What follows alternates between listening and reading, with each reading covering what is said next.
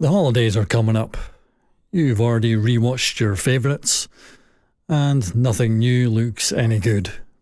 So, here's 5 lesser-known movies, all completely different from each other, covering a wide variety of genres, and hopefully you'll find something that sparks your interest. And if time investment is an issue, don't worry, because unlike a lot of films these days, they're all only 90 minutes long. Frank's getting old, and the world he knew is disappearing. Technology's march has reached even his small rural town, changing it forever. People and places are being automated and replaced, further eroding Frank's grounding to the world. You see, he's been losing his memory for some time. His daughter tries to talk to him from the other side of the world, barely able to finish a sentence before the connection is severed.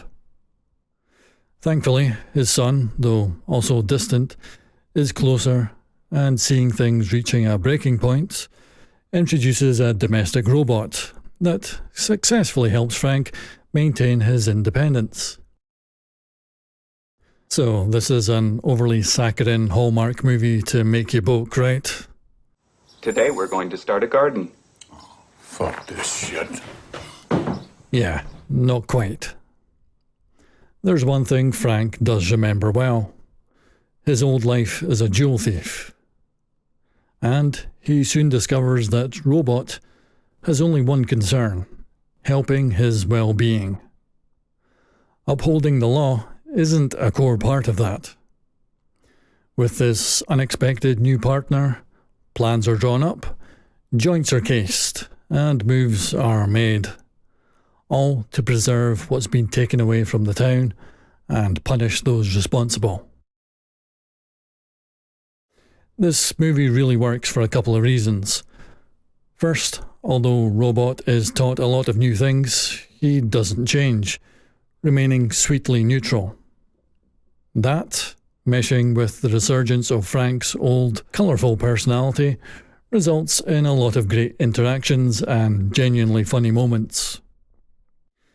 Secondly, although there's strong themes of loss, ageing, loneliness, mental decline, and obsolescence, they're the backdrop for the fun yet touching story of Robot and Frank. However, if you have a connection to any of those themes, and bring it with you, this one might hit you pretty hard.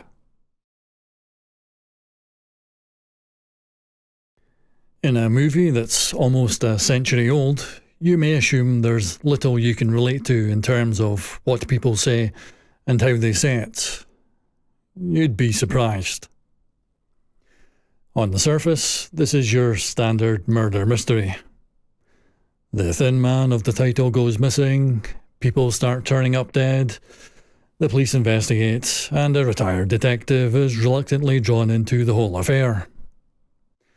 And watching that story play out makes for an entertaining enough genre piece, but there's another reason this film still connects easily after all this time. There's a large cast of colourful characters, and the detective in particular knows a lot of them through his work.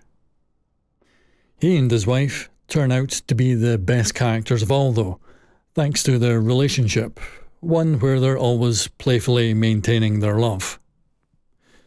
The performances fully convince you that this is a true partnership, full of witty exchanges born of mutual respect. The improvised banter comes easily, and of particular note to a modern audience is when Nora gets one over on Nick, our leading man. It's not to own him, and his face says it all.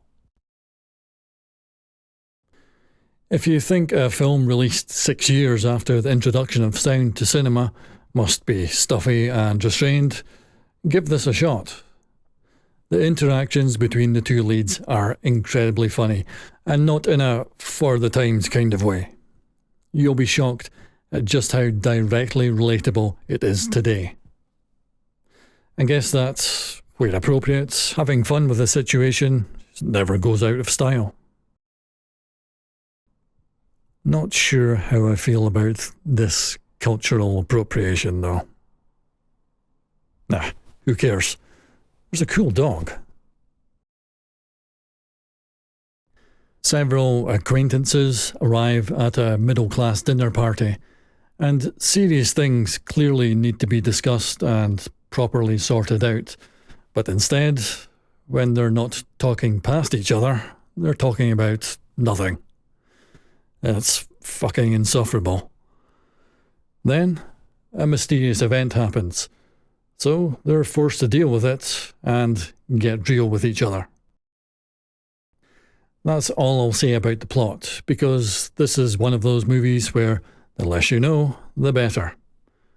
And the only reason I've said as much as I have is so you don't just go into this and say, ugh, these people fucking suck, and turn it off. Because although there's a recommendation for a dark murder fest later in this video, this film is the most disturbing. So instead, let's get into the interesting production story. For a start, there was no crew, just the director holding the camera. And he also wrote the screenplay, spending a year meticulously working out how things should unfold.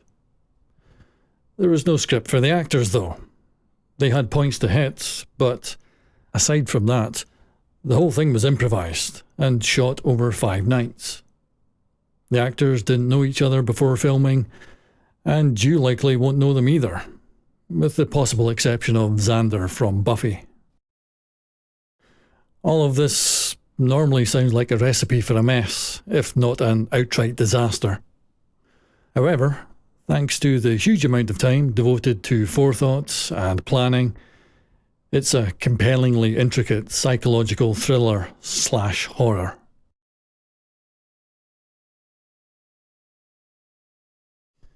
It's a tale as old as time. Man finds great success. He is corrupted by this, becoming awful, and, by his own hand, loses everything. What's documented here, though, is the tale of man is awful, has great opportunity thrust upon him several times, views everyone as an enemy, treating them as such, and ends up right back where he started. This is the true story of Troy Duffy, whose screenplay was the subject of a Hollywood bidding war in 1996. Bought by Miramax, a budget of $15 million is given, with Duffy allowed to direct even though he has no experience, not even been to film school. Friends and family have various roles in the production. Their band will create the soundtrack, and soon a major offer comes in for a record contract. At request of Duffy, this documentary overnight is commissioned to 2 of his friends and business partners to immortalise this guaranteed success. Instead, it documents something else entirely.